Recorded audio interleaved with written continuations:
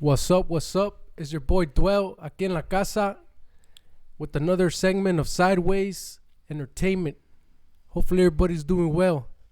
It's the second episode that I'm doing. Last time I had my boy Cheese, and today I got another guest. Go ahead and introduce yourself, my boy. What's up? What's up? Physic, aka Isreal, MVP Mobile Wash. MVP Mobile Wash. This is a good friend of mine. Known him for many years.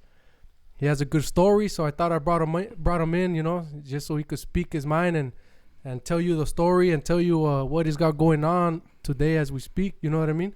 Right now he's a businessman, and pretty much I just want him to tell you what has it taken for him to get to where to him to start grinding the way he has. You know what I mean? But first of all, I also want to bring up this because yesterday when I was talking to him, he actually told me he was going to watch the Jake Paul fight. And to me, that was a trip because I kind of said a bunch of cholos are actually going to watch, the Jake Paul fight. It's just an excuse to drink beer. That was an excuse. But do you follow him or what? No, I don't. I don't even know the guy, but anything is an excuse to drink beer nowadays. Nah, I think you follow him on the Dilo. Nah? No. Did you bet on him or what? No, I don't bet on these. Well, I bet on him. I stopped betting on fights a long time ago. I think they're all rigged. He made me $16 on bet online because I have a bet online thing, and he made me $16. So I can make you more than $16. So what's up, man? Where'd you grow up at? I grew up right here in Santana. Santana, Raised. Tierra Americana. Cool. And what you got going on right now? Besides your car washing thing, or how is that? How is the car washing thing going for you? It's going good. I actually have a year going on it hard. This last month was a full year strong, and I quit my job and I dedicated myself to this, and it's been going good, man. I quit my job, and it's paying all the bills, and it's gotten me a little extra money to where I could enjoy myself. Was it hard for you to start it, or did you just already know what you were doing? I had no idea what the hell I was doing. I watched a lot of YouTube to understand. It's not as easy as people think to wash people's cars as a business. When you wash your own truck, how long does it take you? Maybe like an hour. All right, well, I got to cut that time in half because I'm getting paid for it and I want to go get another car. So you got to learn how to do everything fast, what works, what chemicals work. Because trust me, in the beginning, I tried so many chemicals, and a lot of people will agree with me. Not every chemical is a shit. Yeah, so my boy right here, pretty much, I know him for a long time, and I wanted to have him on here for that reason that I respect that, you know what I mean? And this is what this channel I want it to be about. I want to show support and encourage, and at the same time, if I can, help you promote whatever you're doing. And my boy's been doing his thing, and I'm proud of him for doing what he's doing, and he's been doing his thing. What got you to want to do car wash, man? Like what pretty much, what were you doing before, and what got you to want to do that? Before it was more construction, just listening to others and getting yelled at most of the time. So it comes to a point where you just say, you know what? Why am I gonna be getting yelled at and be making somebody else money when I could be building my own stuff? So luckily, I got a guy, he sold me this equipment cheap, and I tried it one day, and one day I made a quick $200 within half a day, and non-taxable. not knowing how to wash cars, you made $200. Yeah, not knowing. I didn't have a generator. I didn't have nothing. Some people just said, "Hey, bro, I like your hustle. Come wash my car." And yeah, I went, and I was washing just the outside of cars because I didn't have a vacuum or a generator at the time. All I had was a pressure washer and a tank. And after the first day I made money, I went and bought myself a generator. Then the next day I bought a vacuum. Then I kept buying more stuff. And right now, what you have? I don't know. Do you have two cars or one that you use? I have two vehicles that I use for this now. I use one, and one of my workers uses the other. How many workers you got right now? Just reliable one. Reliable one. I mean, that's I have guys that come with me Fridays and Saturdays, the weekends, and I like to help people out. So whenever they tell me, hey, I could use some side money, they come with me on their days off, and we go about it. And what got you to want to buy that car wash machine? The washing. What was going through your head? Because it could have been you know what, I don't have the money, or not right now, or maybe later. I mean, what was the situation that got you to want to invest or do it? Why car washing? You know what I mean? It could have been something else. Yeah, you know what? Honestly, at that time, I had money and I was buying nothing but dumb shit. And my little brother always told me, hey, invest in something that's going to make you money. Invest in something that's going to make you money. If I didn't buy that car washing machine, I would have drank that money away. I would have been buying beer and just hanging out. So I took it like that. Hey, well, why not do something on the weekends? Go wash cars. I see a lot of raza going out there washing cars every day, busting their ass and living good. So I was like, you know what? Extra money doesn't hurt. So I tried it and I went very well for me, and I just kept doing it. And so far, it's been paying the bills, right? It pays the bills and some. That's good, man. That's good. Nobody has to yell at you, but maybe the people that you don't wash their car right, huh? Yeah, there's always there's different kind of people, because you gotta understand, every person has their special needs of the way they wash their car. They want their car washed. You set up you charge, but you only say you're only doing this and this. But then some people, well, this guy does this, well, this guy does that. They always want that little extra stuff, and they're trying to sneak a way to get it in there. And that way, where the people that are listening to this, you know, people know what is Santana like, man. That way, let's kind of start kind of somewhere. How has it been growing up for you? You know, that way we could lead to where what you're doing might take you somewhere else eventually.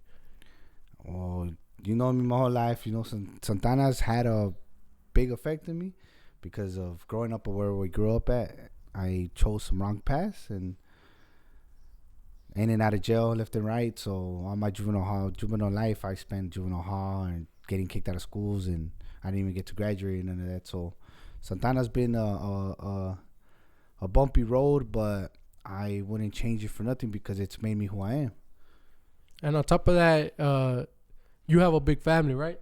Yeah, there's a lot of us. There's 9 of us in my real family, and there's still a lot of half brothers and sisters. And how was that? How was that growing up in your house? Because I know growing up, on top of your brothers and sisters living in your house, you had other people living in your house. You know? Yeah, we always my mom never put down a friend or nobody. She's a very lovable person, so every time one of my friends got kicked out or something, she would take them in. So there was a lot of us in a small house. So the house on Beverly, a lot of us would live there. Remember, there was like 10 of us sleeping in one bed. Me and the homies and my brothers were just sharing a damn room. And yeah, and you know, I even got to witness a little bit of it. You know, you a lot of stuff always happened in your house, man. And no matter what, like, you keep going, right? Yeah, that's all you gotta do. If you let it take you down, you're not gonna go far. I've had a lot of stuff happen to me, and I kept pushing. What are some things that have held you or were a struggle for you? One of the biggest things was when my son was I can't say taken away, but when that child support thing hit me and that the custody court hit me after I just moved out of my family's house and I got my own little apartment. That first day that I sat down, I got served, and that shit freaking made me open my eyes like, fuck, you know? So I got served, and I sat in my bed and I cried. I'm like, what the hell am I doing wrong?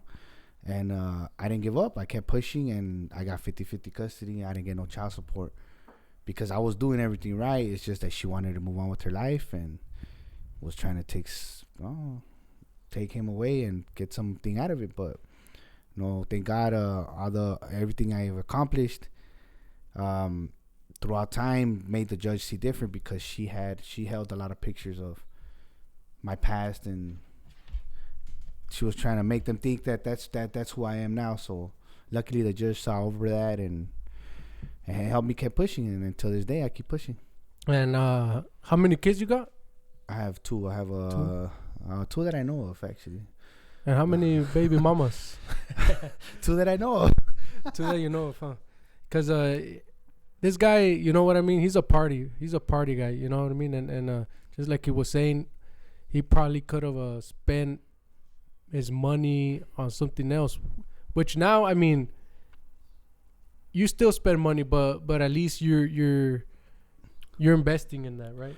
Yeah, you know what? Yesterday, my little brother graduated from his masters. He got all his masters, so we went out to eat, and he got me into stocks, buying stocks. So I've been like, what kind of stocks? Like, how does that? You know what? He's Bitcoin or what? No, Robinhood. Robinhood, the app. Oh, I see. I've heard of that. So he got me all into it. He brainwashed me, and so yeah, I've been investing in stocks and putting my money that I don't use now in stocks, and so far, I mean, I still haven't touched that money, but it's like it was sitting in the bank, just sitting there, you know. So hopefully all goes well, you know. Like I've never messed with it because I didn't know nothing of it. But my little bro, like this app, honestly, I recommend it. It freaking basically does everything for you. So he's promoting. What are you promoting? I'm promoting Robinhood app. You guys, I mean, yeah, they can call me later and contact me later and thank me for it. But honestly, it's a good thing to look at. You know, if you have money just sitting there, in the bank, it's not making you money and you're not losing money, but it's just standing there. And if you invest into stocks, like it's, you know, you could win some. You know, my little brother is a smart kid.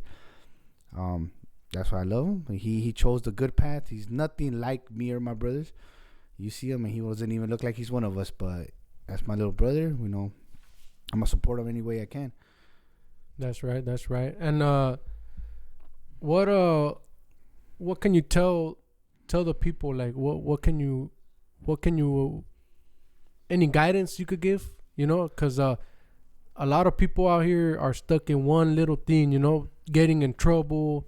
Probably getting high, probably getting, I don't know, you know, in and out of jail, and seems like they can't really, or they don't want to pick up, you know what I mean? But what can you say? Because I know you've gotten in some messes yourself, but at the end of the day, you still pushing, right? And pretty much you could be an example. You're an example because you grew up in the streets, and you're all right. We had a little error in the camera, but we're back at it. We had left off where I was telling you. So what do you recommend, like, for the people for the raza, for the people that are going through the struggle of trying to build something, trying to come up? Don't give up, man. Don't give up. No matter who tells you can't do it, who says you ain't gonna go nowhere.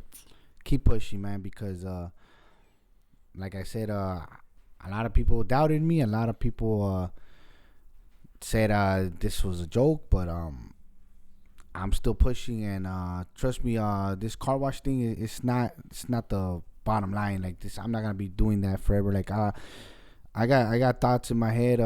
Me and one of my good buddies, Randall from Tinoco Mobile Services. He does the same thing, but me and him, we've put our heads together, and we've been thinking of expanding to where maybe we don't have to go to people; they'll come to us, and we'll have a good, just a one-stop shop type of thing for mobile services, for car wash services, details, your clay wax, your ceramic coating, your tinting windows, your surround systems, your whatever tinting headlights. We were really pushing for it. Hopefully all goes well. Si Dios quiere. But for now, you know, we're gonna keep pushing with our hustle and keep moving. But everybody else, if you got whatever it is, your nails business, your hairstylist, your body sculpting, because I see a lot of people doing that right now. Keep pushing. Don't let nobody tell you no. Don't let nobody tell you can't do it. Just keep pushing, and who knows, man? Later on, it could make you a millionaire. Well, you're also in the lowrider scene, right? Yeah. I'm building a lowrider myself. Well, what year is it? What kind? It's a '66 Impala. I purchased. I actually had one before. When I was in the streets, I had one, and I was a little druggy, so I ended up selling it for chump change. Me and my dad were building that one. So when I got into my right state of mind, I said, you know what, on his behalf, I'm gonna finish building one, and I purchased another 1966 Impala, and I'm currently building it. How's that scene right now? The lowrider scene, because the lowrider scene's an old school scene, and pretty much you don't really see them cruising too much in the streets. But how is that scene? Because there's still a scene. Well, lowriders was always made to bad impressions. You know, everybody says lowrider, yo, you have a lowrider, you're a cholo. But if you really get into the lowrider scene, you'll meet a lot of people. There's retired Marines, there's active Marines, soldiers, armies, veterans, cops, lawyers, people you least expect to be riding a lowrider, a classic car, whether it's a bomb, an Impala, a G-body, anything to their preference. To me, I don't really care what you drive, as long as you drive it.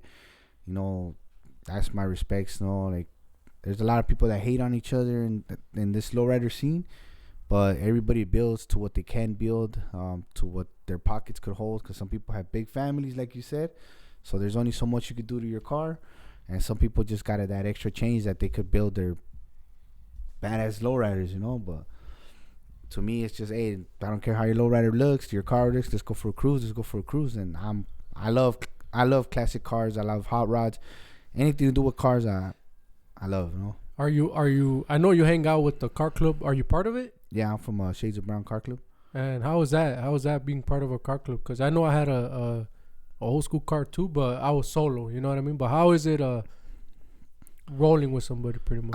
It's just you know, I grew up with vice president from Shades of Brown. He was actually my older brother's best friend, and I always saw him with his lowrider. Man, I remember I used to see him cruise it, pass by my house, drop it off my brother, and I was like, fuck, you know, I was a little kid. I was like, I want one of those.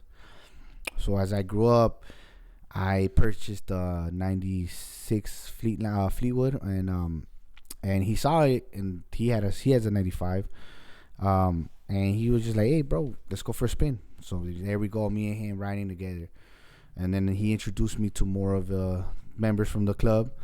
Isaac, the president, me and Isaac became good friends, and there's not a lot of people in the club, but there's some clubs that ask you to do stuff, and it's like, if you don't have the money, you can't do it.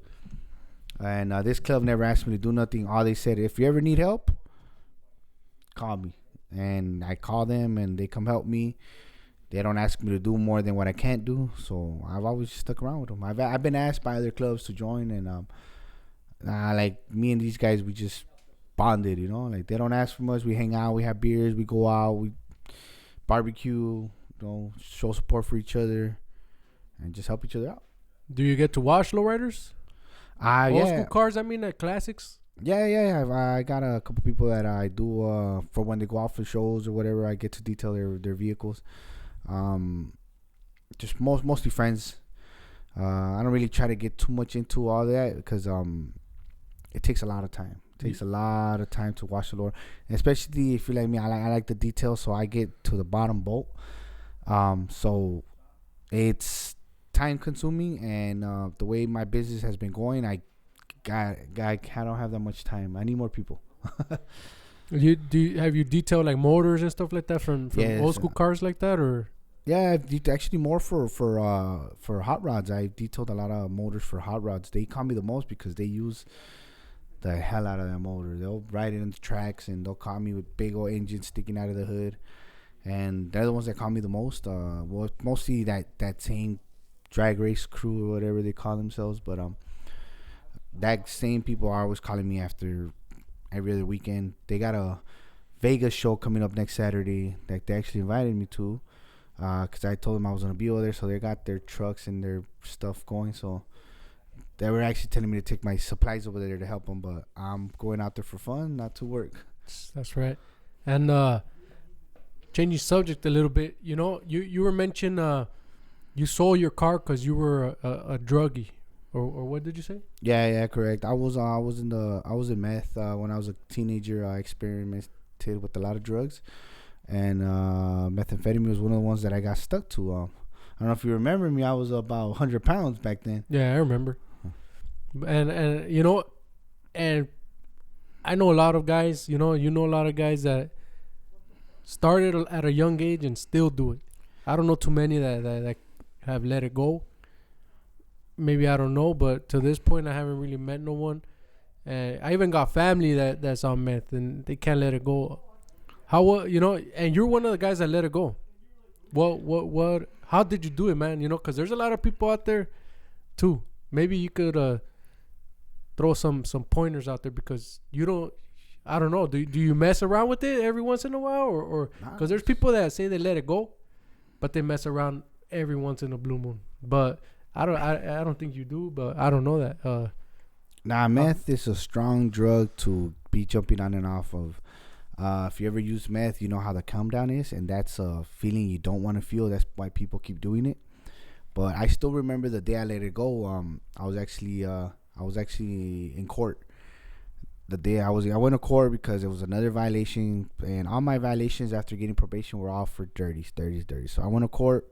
Judge looked at me and said, "All right, we're sending you back to jail, or you go to rehab." And I just looked at the judge and told him, "I'm tired. I'm tired of going to jail. I'm tired of being up. I'm just tired. Give me one chance, and I'm gonna prove to you guys that I can stop on my own." And he did. He said, "Okay, we're gonna test you. We're gonna drug test you in 2 weeks and randomly test you from here on out. If you can't prove to us, then you're gonna go to jail and serve the rest of your probation in there." And I went to my room that day, locked myself in. I was in that room for 3 days, sweating, no shower, no nothing. I was in there in jail. No, I was at home. Oh. He gave me the opportunity to not go to jail and do it on my own. So I stayed at home, locked myself in, barricaded myself in, basically, and went through the malillas in my room. Honestly, my parents thought I was dead because I didn't come out of there. They kept knocking. I wouldn't answer, but I was in a world that I didn't want to be in. Coming from doing meth for so many years that I just wanted to stop, it was pretty hard. So when I stopped, after those 3 days, a week passed and I didn't have the malillas no more, so I started coming out. Luckily, I had good friends that were still doing it, but gave me the respect to come around me, and every time they wanted to do it, they would just, "I'll be here kicking it with you," and they just walked away from me, and they would go do it and come back, and I could tell, and I'm like, "Why? What the fuck? You just leave me here?" And they're like, "Bro, you know what? We want to go do." And so if it wasn't for that, because nowadays you got friends that don't even give you that. You tell them you're trying to stop, and they just, you're gay, you're this, you know how it is. Yeah. And my friends at the time, they weren't like that. They gave me the support, and they helped me out, and after a while, I'm not gonna lie, after 2 months, I gave in, and then I tried it, and luckily it tasted like shit, so it made me like, man, I'm lucky I let this go. And then from there on, that was it. It was, and a good friend of mine, he's actually in jail now for the fact of him being on drugs. He came up to me and asked me, "How do you do it?" And I said, "Bro, if you want to stop," and this goes to every druggie, if you want to stop, you're going to stop. If you don't want to stop, you're not going to stop. Because people say, "Oh, I want to stop." Nah, if you really wanted to stop, you're going to stop. Because it's all in your head. Yeah. At the end of the day, it's in your head. If you want to stop doing what you're doing, then you're going to stop. Ain't nobody forcing a gun and fucking telling you, "Put the devil's dick in your mouth." You're going to stop. That's what we called it, the devil's dick. Yeah. Man, that's what you guys are putting in your mouth, bro. Yeah. Hey, it comes down to it, but like, at the end of the day, you nobody forces that pipe in your mouth and tells you to do it. If you want to stop, you're going to stop. And that's what it came down to it. I told him, I looked at him, I'm, "Bro, do you really want to stop?" Yeah. Then stop hanging around with the people that are giving it to you. Stop going to those places. Luckily for me, I'm not going to deny it. I still hang around with the same crowd, but my mentality is a whole different. And I've always told them, I'm not going to be around places that's not going to make me money, or people that are not going to help me make money. Or if I can't help them make money, I've helped a lot of people start their business, and a lot of people have helped me with my business. So if we ain't helping each other grow, then there's no point in being friends. Yeah, go, because it's going to make a lot of noise, bro. So just go to the back. Yeah, no, see, so that's a good pointers, because it is what it is. Like I said, I do hear people to this day that family, like, or people, friends that I still know that say, "Yeah, I want to let it go. I want to let it go." And at the end, I just don't really pay attention. You know, I don't really care. It's like whatever's. Yeah, whatever's. Maybe because I know. You know, other people are still trying to help them out. Like, oh my God, trying to give them a hand. But at the end of the day, it's true what he says. You know what I mean? If you want to let it go, you're gonna let it go. It's just like anything. I've had people, even with money wise, I've had some of the friends come up to me, hey bro, I need money, I can't find a job. And I'll tell them, I'm not gonna give you money, but you know what, I got a lot of cars to wash tomorrow, want to come help me? And what do they say? No. Then you don't really want a job. Yeah, pretty much. I've offered a lot of people work. I've had guys come up to me, some of my friends, hey bro, my friend just got out of jail, can you help him out? And I'll give them chances. And some of them go off and start their own business. And like I told everybody tells me, oh, well, why'd you show them look, in the car wash game, there's no competition. There's so many cars out there that ain't no need to be fighting over one car. There's so many cars out there that we could all make money and we could all eat. And there's times that I have too much work and I send them over to another car wash guy. Hey, here, call this guy, and vice versa. They send me customers, I send them customers. So there's money to be made all over the place. So when they come and tell me, hey bro, I'm gonna start my own business, hey, more power to you, you know. If I ever give me your card, and if I ever need if I ever have too many cars I can't handle, I'm gonna throw them to you. And vice versa, they'll call me, hey, I don't know how to do this. I'm an interior guy. I love cleaning interior, the carpet. Outside I'll do it, but I'm not the best fan of it. So I call my boy Randall Tinoco. So we tag team and we help each other out, scratch each other's backs. Well, he doesn't I got that truck. You're gonna watch. I'm gonna tell you to check it out so you can watch the interior. Have you seen how it looks? I haven't seen it, but I see the outside and it doesn't look like you left it. Shout out to Stoop Down for that truck. But yeah, that's gonna need a car wash. So also, how was it for you when you started? At one point, did you think I'm not gonna get clients, or at one point did you feel like that, like I should just chill and stop or do something else? You know what? Like in the beginning, like I said, it was rough because of my appearance. You're ugly. Yeah, you can throw that in the mix too, but the bald and the tattoos don't help. Plus I'm ugly. So yeah. So in the beginning, I was nervous. I've always been an outgoing person to talk to people, girls and everything. I've never been scared to talk to girls like you have. But me, I'm an outgoing person. They talk to me. But when it comes down to work, I was always nervous. Like I would be scared to go. I would be scared to go talk to clients, like to give them my business card. Like I could give them my business card, and I could tell the way they looked at me were like, oh yeah, you're probably gonna end up robbing me. But I had actually one of my customers. I'm still good friends with her, Yvonne from Kingdom. They Project Kingship actually. Project Kingship. Well, Jenny used to work there. Project Kingship. Oh yeah, well Yvonne's one of a good friend of mine. She's a lead right there in Project Kingship. So go back a little bit. Sorry, I didn't get what about Project Kingship? Okay, that's what I'm getting to. Okay. She basically I saw it as a test. This is where people are telling me, like, when it comes to my appearance. She left her purse in there, right? It was a purse in there. Everything was in there. I don't know if I took it as a test. Is she testing me? Because it had happened to me to where a guy left $100 there, and the guy comes and questions me like, "Why didn't you take it?" And I said, "Well, yeah, I'm charging you at the time $25 for this car wash. Do you like how it came out?" He goes, "Yes." Do you plan on calling me back? He goes, "Yeah, I want you here every Friday." I'm all right then, sir. Think about it like this: I could steal your $100 right now that you planned there. And you're expecting me to take, but I didn't take them. So now you want me here every Friday. That's 4 Fridays a month. That's already my $100. I'm gonna make more out of you than just burning yourself. For than burning my name and everything. And then tips, right? Yeah, tips. There's tips. There's recommendations, and yeah, that's how I went about it. Now I go there. Every Friday, and not just to him, but to his. This is a lawyer. He's actually a lawyer, so I go to all his lawyer buddies right there in the firm right there. Do you wash Speaking of Lord, do you wash high class cars or no? I watched a lot of Royce, Maseratis. Royce, whatever they're called. They're nice cars that I probably won't afford in any time soon. Any Ferraris and stuff like that? No Ferraris yet. I've watched Lamborghinis. I watched a few luxury cars. There's this millionaire actually. He's a millionaire. He's a little lawyer. This guy's the one that surprised me. He's the one with the whatever you call the RR car. Rolls Royce. Okay. I don't know how to say it either. Okay, he's the one that surprised me. He called me one day, man. He's furious that somebody threw up in his car. So I showed up, and I was expecting it to be the Royce. And no, it was a fucking Prius, bro. It was his Prius. And I told him, why are you so mad about this Prius? He goes, because this is my driver. I don't drive the other cars. I rent them. I'm like, so you just have them for looks? You don't enjoy them? He goes, bro, that car, I ran it out for $2,000 a day. That car's basically paying itself out. Dang. So he was so mad that a girl threw up in his damn Prius that I was even like, man, how am I going to charge you? And he still paid me like if I watched that Royce.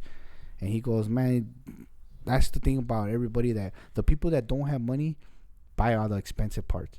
Why do you want to have a car that you can't really afford just for people to give you that, oh, kindly kick it with us, or just for other people's, to make other people happy or make other people like you. He goes, I could show up to any bar or any restaurant and I'll pay anybody. And I'll show up with the Prius. And I'll show up with the Prius. And honestly, that's why the rich stay rich and the broke stay broke. Why? Because the rich act broke and the broke act rich. Oh, yeah, that's true. That's true. Because I'm broke and I act rich. Yeah, pretty much. You got a house, though. You got stuff to. Nah, I don't act rich. I can't even act rich. Too broke to act rich. No, I'm not gonna lie, because at times I was like that. I would be at the guy, living paycheck to paycheck, going to the restaurants and spending all the paycheck right there, trying to impress the women, trying to impress the boys, and they got me nowhere. I was just going in circles. Well, you're a party guy, right? I used to party a lot. I still go out and have beers. I like to enjoy myself. Because I know you've always partied, but how's it been, the party scene with the COVID? That hasn't really affected. For you, is it a difference? No. I'm COVID. I'm anti-COVID, so that shit doesn't affect me. They poked you in the butt already, or what? Nah, I don't know. I just been lucky, gracias a Dios. But I mean, the whole party scene's changed, compared to when I was younger. But like bars and everything. I've always been a bar guy. I like bars. I'd rather enjoy a beer and play some pool than go out there and dance and all that stuff. Were they really closed though? Yeah, everything was closed. Because I didn't really go out for a good while. No, when all the whole COVID thing hit, we were just mostly the same people, just having beers at a friend's house, barbecues, watching football. Luckily football got started again. We had the privilege to watch it, because for a minute football and every sports was down, so it was hell. I know my agent over there would understand. You know who brought football back, right? Nah. Do you know who brought football back? If he doesn't know, I have Donald Trump, bro. I didn't even talk about that guy. And then he's a Raider. He's a Raider guy too. But he did bring football back, bro. When they were debating, that's what he said. Well, I brought back Sunday night football. That's what he said. Well, I'm gonna thank him for that. That's 1 point you got from me, and the stimulus, even though, and the stimulus. I mean, the stimulus you gave it to me, and you took it back. Well, I don't know if he gave it to us. I was trying to say he took it back in the taxes. Oh, did he? Yeah. I had to. Well, because I think the first one was the Democrats, right? Or just in general, the whole government. I think he's the only one that signed that. The very first one. I think. I'm not quite sure. I don't really follow all that, but I wanted to thank him. No, you don't follow how much money you're gonna get from the government. That was free money. Everybody got it. Oh no, I followed that part when they sent it to me, but like I said, I had to give it back, so it didn't really matter at the time. It helped. Honestly, I will say it did help at the moment, because like a lot of people didn't want to wash their cars because of it. But a lot of people weren't working. A lot of people were home, so it was a struggle in the beginning for us car washers too. So I started getting into pressure washing the sidewalks, pressure washing homes, pressure washing whatever you needed pressure washed. I was doing it. You have your pressure washers hooked up to your car, or is it portable? You could use it, run it around. I have two. The one I started with is hooked onto my car. That one's for the cars. And then I have a portable one with more PSI for the concrete, for the homes, for the roofs, for whatever needs clean. And where do you really... Where's your main area to wash cars? I'm not going to say there's a main area because I'm everywhere. I'm mobile. I've gotten calls from Chino all the way to, what is it, Laguna Niguel, over there, that area. I'm everywhere. But mostly, the most clients I do have are mostly in Garden Grove. That's cool. Yeah, pretty much. I seen. That's why I kind of wanted to bring you in here because I know you have an interesting story and an interesting background. Maybe you do or don't want to get into it, but there's. I know you've had a good life or a fun life, right? But at the same time, that fun life could have gotten you in trouble. Yeah, that fun life could have got me in a lot of trouble. It got me into a lot of trouble. Like I said, I did time. I was in and out as juvenile, all for dumb stuff, graffiti. You were with me in a graffiti case. So everything was just you live and learn. That's how I took it. I wouldn't change nothing I've done because it made me who I am, and I'm just. Keep going, keep going. Like I said, don't ever let nothing hold you down. If you mess up today, you can fix it tomorrow. Speaking of graffiti, what you were a graffiti writer, but back then it was maybe because we were really graffiti writers. But what is the scene right now in the graffiti? At least in Santana. It's all tag banging. But is it really explosive like graffiti? Like you don't really see it, huh? Hey, it's not like it was when we were growing up. But it wasn't. It's not like where it was how we were growing up. I remember. All the billboards were tagged up. There would be murals. Now you go and you see like my daughter wrote on the wall. Yeah. They don't do what we did. They don't take their time. They don't do murals or bombs or what we used to call it. Let's go bombing. We'll hit rooftops and they just go and scribble on a wall. It's not even a nice scribble. At least scribble if you're gonna scribble. Do it like the boys in HA. Those guys go. Destroy shit. PNS, remember all those guys? Yeah, and they're still around. And they're still around. Repo, shout out to my boy Repo. They're the only crew probably still writing. You know what I mean? Doing the graffiti scene. Repo. That guy is destroying the freeways, destroying everything. I gave it to that guy. He does the do. Like it ain't. He doesn't go in there and scribble his name. He'll do a bomb 3 miles long. With his name and. That's what it was about with us, 3 miles? Hey, he'll do big ass bombs, bro. Go down to 55 right now. That guy's murdering it. I don't know if I can walk 3 miles though, bro. If you're driving. Oh, okay. You see the R right here. You'll see the E on the other side. But those guys do have some history for sure in Orange County, Santana. At days too, with all the fire extinguishers hit ups. I catch them too. Like those PNS, man, they've been murdering since I was a kid. Yeah, for sure. PNS, MDK. I had a little trouble with those guys in the beginning, but those guys. I remember seeing a crew called NOS. Those guys were doing some. Oh yeah, for a few years until they disappeared. But yeah, graffiti was fun back then. It's like skateboarding and rollerblading back then. It was fun. Now I hardly see anybody play outside. Everybody's inside playing video games. I think that's just the way. Not even COVID. I think that's just the way. Kids are probably growing up because too much it's easy to get stuck on the phone, easy. Exactly. I say my son, he stays out there in Arizona, and every time I call him, he's just playing in his PC. All he does is play in his damn video games, Fortnite and everything.